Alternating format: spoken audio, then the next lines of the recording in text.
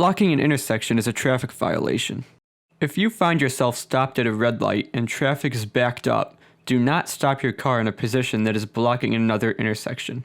Instead, stop your car across the intersection, leaving space for other vehicles to cross the intersection while you wait for your light to turn green.